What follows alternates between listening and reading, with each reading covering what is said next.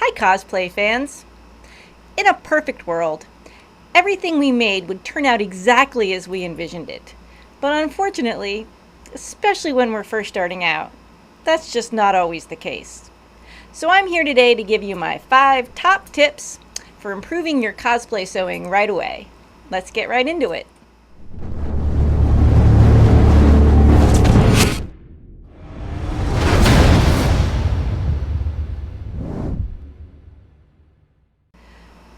Welcome to Building Steam and welcome to my studio. I'm Lady Etoile. Sometimes when we're building a cosplay, we have this really clear vision in our mind. But when it comes to translating it into a solid reality, it just doesn't quite match up to our expectations. Especially when we're first starting out. Brian and I have been cosplaying for about 6 or 7 years. He does all of the foam smithing and prop construction, and I do all of the sewing. And we are almost completely self-taught. So it has been a little bit of a journey, learning and experiencing different things to find out what works best. So we like to do these videos to try to pass along those lessons to other people, so maybe you don't have to work quite so hard. I know as a sewist, there were things when I first started out that I just couldn't figure out why it didn't work the way it was supposed to. I was following the patterns, I was following the instructions, and it still wasn't just quite right. And it took a little while to figure out some solutions to those problems. Before I jump into my 5 top tips for improving your cosplay sewing, I would like to say if you are enjoying the content that we are putting out on this channel, give this video a like and hit the subscribe button so that you get notified whenever we put new content out. We are trying to do that every week. Let's get that out of the way. All right, so what are my top 5 tips? Number 1, fit is everything. I'm pretty lucky. My measurements tend to stay pretty close to what the standard sizes are on a pattern envelope. That's not going to be the case for everybody. Some people are going to have to go through 2 different sizes or even 3 different sizes, drawing the line across where it needs to change from smaller to bigger on the pattern piece to get the piece to fit exactly to their measurements.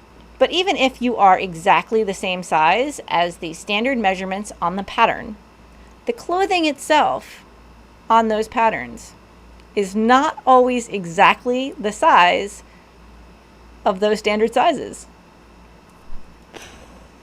What? So costumes especially seem to be made with a fair amount of ease. Ease is how much bigger the finished garment is than the size of the person who is wearing it.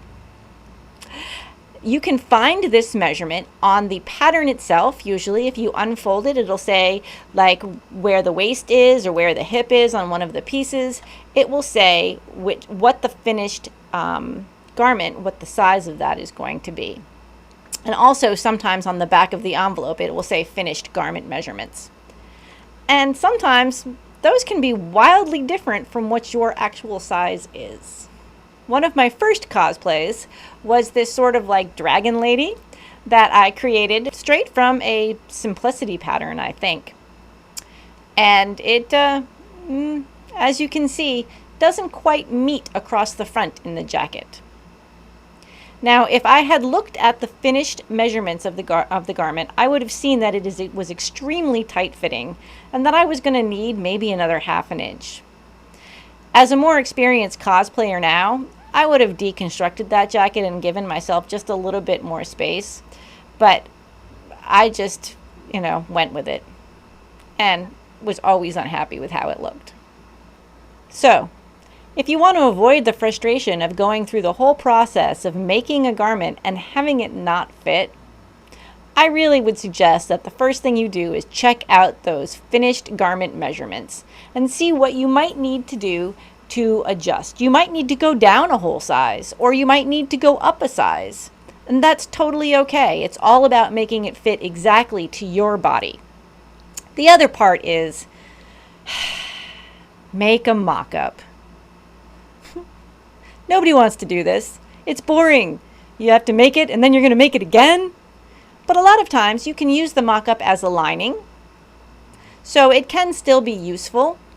And it really gives you a lot of information on how the garment is going to fit. So if you're really concerned about whether or not it's going to be right, take the time, mock it up. You will thank me, I promise you. Advice number 2, understructure. This was something that I really didn't understand for quite a long time. I just didn't know what I was doing wrong, why my costumes didn't hold up or sit the way that they should. And that's because I was using the cheap understructure that was recommended by the patterns themselves. And I don't know, I think that's kind of a mean trap for them to suggest something that's just not going to work. I'll give you an example. Although I did at this time already kind of know better, I was making a set of panniers to go underneath a big, huge sort of Rococo gown. And the pattern itself said that I could use Ridgeline plastic boning. And I was like, all right, I'll give that a try. That's easier than special ordering a whole bunch of hoop boning. Yeah, I'll try it. Yeah. So picture number 1 is the panniers with Ridgeline boning.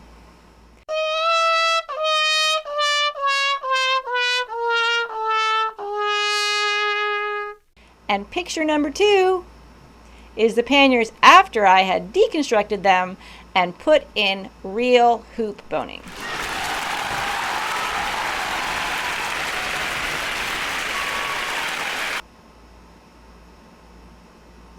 That's a pretty big frickin' difference. So anytime a pattern tells you to use plastic boning in the understructure of your garment, I'd say don't do that. Every corset that I made with plastic boning turned out to be incredibly uncomfortable, not very long lasting, and plastic boning is still pretty expensive. Don't be scared of using steel boning. It requires exactly the same kinds of channels that plastic boning does. It requires exactly the same kinds of techniques that plastic boning does. You can't get it just in a Joann's, but you shouldn't be buying your plastic boning from Joann's anyway, because it's like $7 for 3 yards, and that is nothing. You end up paying so much money just on the boning. Don't do it. Just don't do it. The only time that I ever use plastic boning in my cosplay is if I'm making a bodice that I'm going to wear over a steel boned corset. In that case, you can use plastic boning and you can use zip ties, and I've had pretty good results with that, but it is only on things that I'm wearing over steel boning as well. That's just me. I like to be double corseted. Bring it. Just bring it. All the corseting. Ooh, I like it. Yeah. So, what are we on? We're on what? We're on 3? Great, we're on 3. Finish the inside of your project. Yes, I know. People aren't going to see it. Finish the inside of your project. When I first started out, I had no idea that I was supposed to be finishing my seams. I was following the pattern, and the patterns will tell you to sew your seam together, but they'll never tell you to finish it. And so I just didn't know that I was supposed to, and I was so confused because I was like, this looks terrible. Like, it's all got these long frayy strings on the inside, and then if I lift up my skirt, people are gonna see that, like, from the back. And I was really confused. I was really baffled, and my first project does still to this day have some exposed seams that are just nasty looking. And in one of my earlier videos, I do talk about various methods that you can use for finishing your seams. I will link that up here somewhere. Probably here. I think here. And you can go back and watch that. But just a quick overview. If you have a serger, you're going to want to serge your seams. Not everybody does. That's an extra piece of equipment. So you can zigzag along your seams, or you can fold them over and sew on up. Just something to make it that you don't have all of these raggedy edges inside, so that if someone happens to catch a glimpse of the inside of your garment, it still looks okay. Just gives it a much more clean, finished, professional look. The other part of that is sometimes you need a lining. even if the pattern doesn't say that you should line your garment. Lining a garment, again, gives it more structure. Costumes, a lot of times, they are cutting corners.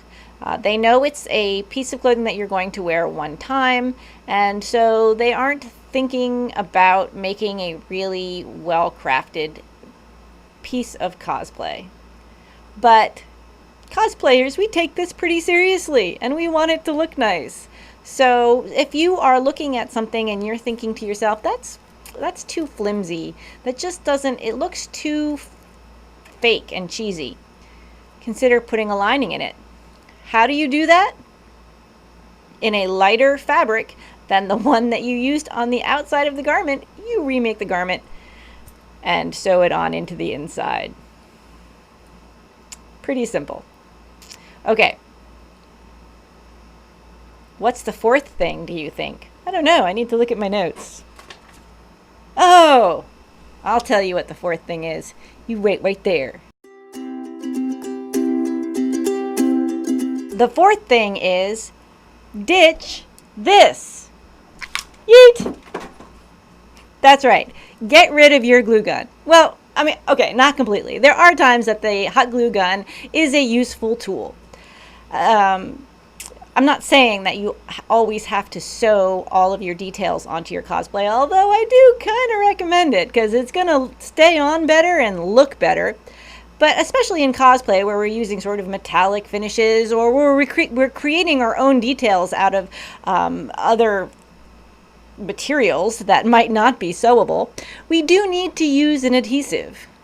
But hot glue is not always the best one. In fact, it almost never is the best one, especially when you're combining it with fabric.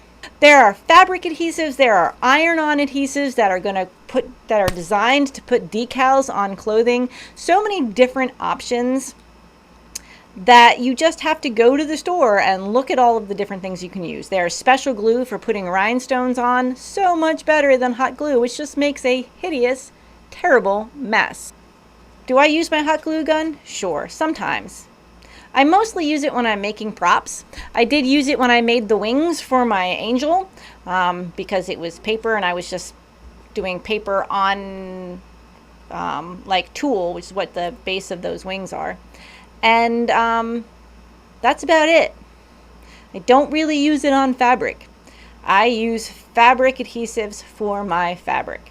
I definitely keep a hot glue gun in my repair kit when I'm going to a convention because it is a good solution for a quick repair. But for a lasting bond, for the decoration on this important creation that you are making, really that is generally my very last choice. All right, moving right along. We're motoring. Number 5, keep adding small details. When you're first starting out, working from a pattern, they're creating a base for you to work your creative magic on. You can create something that is exactly what is on the pattern envelope, and it will be nice, and there's nothing wrong with that. However, you might feel that it's lacking a little bit of personalization. And so what really began to up my cosplay game is when I began to explore really continuing to add details beyond what the pattern suggested. Back here on my dummy, I do have my Red Queen from Alice in Wonderland Through the Looking Glass, and she's made with truly Victorian patterns. And I brought her to life by adding a whole lot of little details that I felt really spoke to the character. As you can see up the front, I added a whole bunch of ribbon roses and gold embroidery leaves, as well as some beads to create a nice textured look. And then I have the ermine. I could not find actual spotted ermine, like faux ermine, so I bought white faux fur and I made ermine myself out of black rhinestones, which actually in the end I was happier with because I like things that are shiny. And I also used the cricket to create iron-on chest pieces that go all the way up the ruffles. So all of these little details give your cosplay a complexity. They breathe life into it that could only have come from you and from your brain. The other kind of piece of this is if your character would have been in a situation where the clothing would have been worn or they would have been in combat, you might want to add some weathering, some rips, maybe some blood stains. I have a real problem with this one. I have my Kill Bill. It really needs to have some blood spatter on it, and I can't make myself do it. I think someone's going to have to take it away from me maybe and do it for me because it just needs it. I don't know. You tell me what you think down in the comments. Should I bloodstain up the Beatrix Kiddo outfit? I don't know. I don't think that I will be able to make myself do it, but that would definitely make it more realistic. I do have one extra little bonus piece of advice, number 6. And that's this. Make sure that when you're looking at your cosplay and you are critiquing it, that you aren't just being negative and critical of it. Try to learn the difference between negative self-talk and constructive self-criticism. When we look at something we've made, in the same way that we look at ourselves in the mirror and we say terrible, terrible things to ourselves, a lot of times we are way more critical about our own work than anybody else would be. And it's a very fine line. In order to improve, we do have to look at our work critically, in that we need to say to ourselves, okay, this is one thing that bothers me, and I would like to figure out a way to fix it. As opposed to, this is terrible, I'm shit, I should stop. This isn't how we should be talking to ourselves. And it's a really bad habit that I think creative people in particular tend to get into.